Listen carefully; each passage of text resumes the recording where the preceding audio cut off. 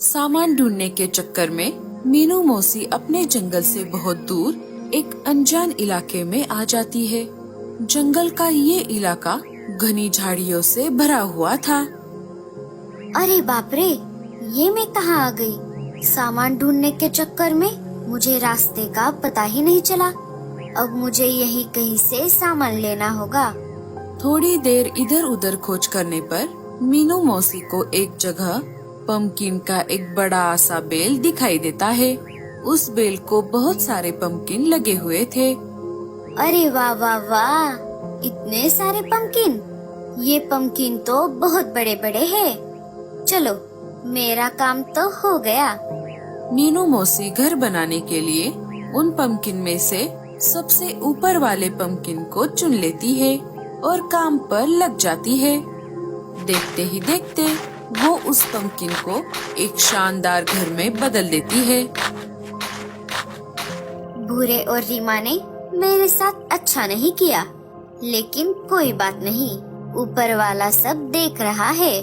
उसके घर देर है, लेकिन अंधेर नहीं। उन्हें उनके किए की सजा जरूर मिलेगी। मीनू मौसी को घर बनाते बनाते रात हो गई थी। मीनू मौसी सो जाती है। उसी दिन रात के समय रेडियो पर एक खबर आ जाती है। नमस्कार, जंगल बडीज न्यूज में आपका स्वागत है।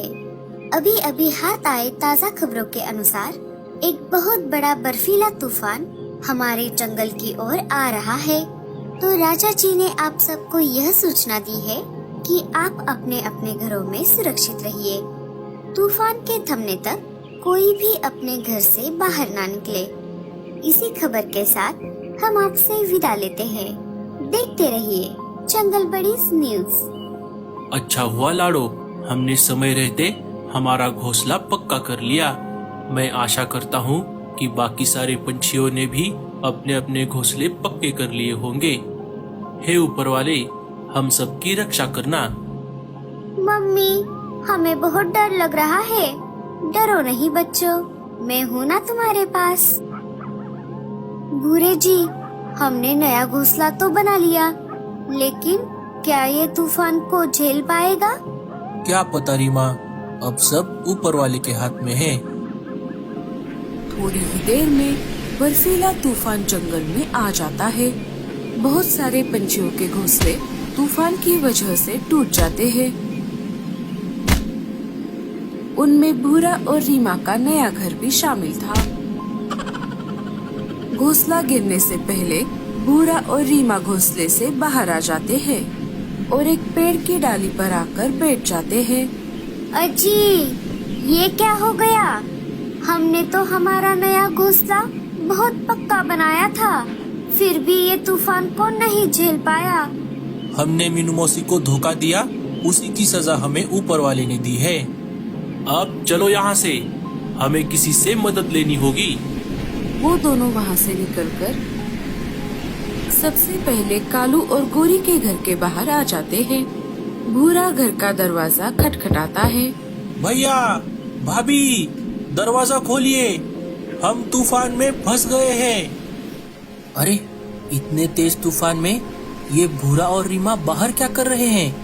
भैया, भाभी, दरवाजा खोलिए, हमारा घोंसला टूट गया है। कालू दरवाजा खोलने ही वाला था, तभी गोरी उसे रोक लेती है। कोई जरूरत नहीं है दरवाजा खोलने की। अगर आपने दरवाजा खोल दिया तो तूफान घर में घुस जाएगा और हमारा भी घोंसला टूट जाएगा। लगता है इस तेज तूफान की वजह से भैया और भाभी को मेरी आवाज नहीं आ रही। बहुत देर तक दरवाजा ना खुलने पर वो दोनों वहाँ से निकल जाते हैं।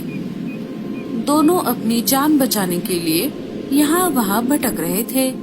थोड़ी देर इधर उधर भटकने के बाद उन्हें मीनू मौसी का घर दिख जाता है। वो वहाँ आ जाते हैं। वहाँ आकर उन्होंने देखा मीनू मौसी का घर तो खाली था।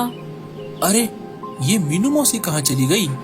अरे जाने दो, हमारी जान बच गई, बस यही काफी है। इधर मीनू मौसी का पम्पकिन का घर घनी झाड़ियों के बीच में होने की वजह से उन्हें तूफान का पता भी नहीं चला। अरे बाप रे, आज तो कुछ ज्यादा ही ठंड लग रही है। लगता है यहीं कहीं आसपास बर्फीला तूफान आ गया है। रात भर तेज तूफान चलता रहा। सुबह हो गई। तूफान अब थम गया था। एक एक करके पंछी अपने अपने घरों से बाहर आने लगे। रीमा, हमें मीनू मौसी को ढूंढना होगा। भूरा सारे पंछियों के पास जाकर सबको सारी बात बता देता है। साथियों, हमें अलग अलग होकर मीनू मौसी को ढूंढना पड़ेगा। सारे अलग अलग होकर मीनू मौसी को ढूंढने लगे। मीनू मौसी, आप कहाँ हो? मीनू मौसी, आप कहाँ हो? बहुत देर तक ढूंढने के बाद भी मीनू मौसी किसी को भी नहीं मिली। सारे उनके घर के बाहर जमा हो गए। लगता है मीनू मौसी बर्फीले तूफान को नहीं झेल पाई। साथियों, ये सब मेरी गलती है। अगर मैंने मीनू मौसी को नया घर बना कर दिया होता तो ये सब नहीं होता। भूरे जी, हमसे ये बहुत बड़ी गलती हो गई। सारे पंछी रोने लगते हैं। साथियों, अब हम सब 1 मिनट के लिए शांत खड़े होकर मीनू मौसी को श्रद्धांजलि देते हैं। सारे आंख बंद करके खड़े हो जाते हैं।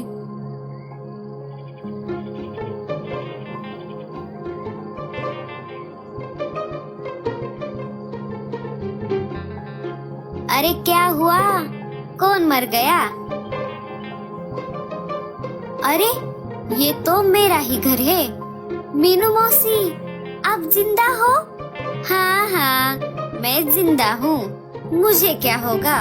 मैं तो मेरा रेडियो लेने आई थी।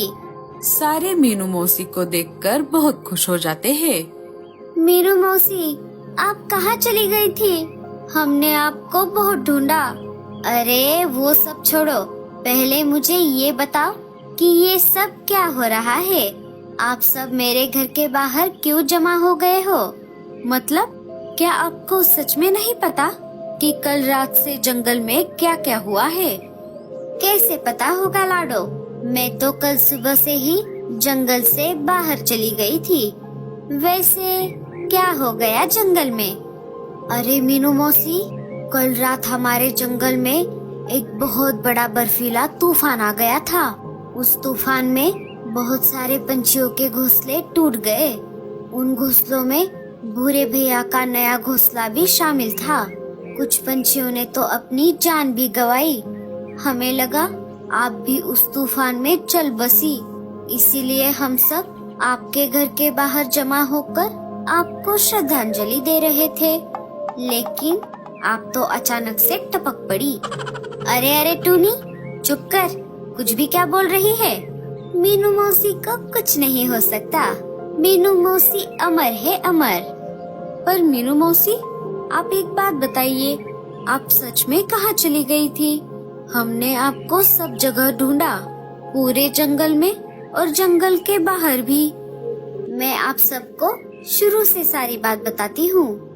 मीनू मौसी सबको एक एक करके शुरू से सारी बात बताने लगती है।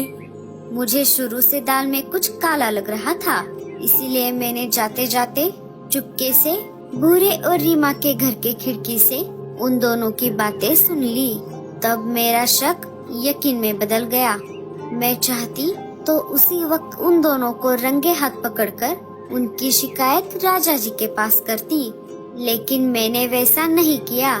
मैं चुपचाप वहाँ से चली गई और बाकी सारा ऊपर वाले के हाथ में छोड़ दिया। और देखो, ऊपर वाले ने उन्हें सजा भी दे दी। मीनू मौसी, हमें माफ कर दो, हमसे बहुत बड़ी गलती हो गई। हम बहुत शर्मिंदा हैं मीनू मौसी। लेकिन मीनू मौसी, आपने अभी तक हमें ये नहीं बताया कि आप कहाँ चली गई थी।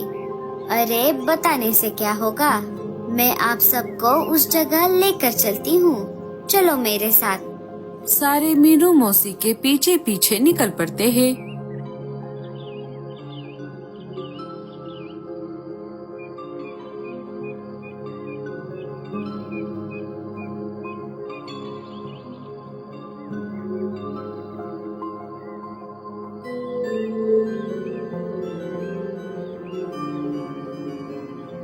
थोड़ी देर उड़ने के बाद मीनू मौसी सबको उस जगह लेकर आती है।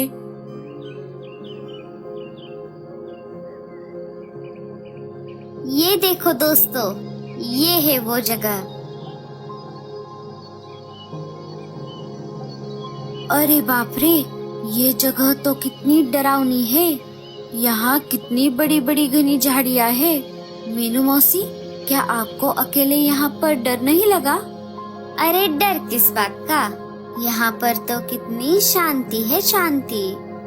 दोस्तों, जैसे कि आप सब देख रहे हो, यहाँ पर बहुत सारे पंपकिन के बेल है। जब कल मैं यहाँ पर आई थी, तब मैंने इन्हीं पंपकिन में से एक पंपकिन को मेरा घर बनाया था। वो देखो मेरा घर। सारे मीनू मौसी के घर को देखकर चौंक गए।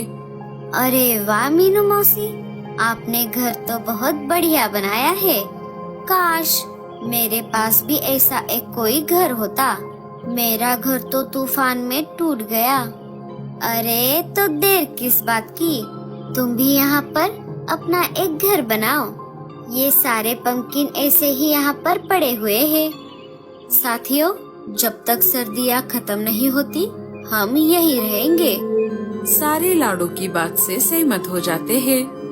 सारे पंछी एक एक करके अपने अपने पंपकिन चुन लेते हैं और काम पर लग जाते हैं। सारे एक दूसरे की मदद से सबके लिए अलग अलग पंपकिन के घर बनाते हैं। दोस्तों, इस जगह की सबसे खास बात ये है, जंगल का ये हिस्सा घनी झाड़ियों के बीच में है। इसीलिए यहाँ तूफान का पता भी नहीं चलता और यहाँ पर शिकारी पंछी भी नहीं आते। सरदार, अब मुझसे भूख बर्दाश्त नहीं हो रही।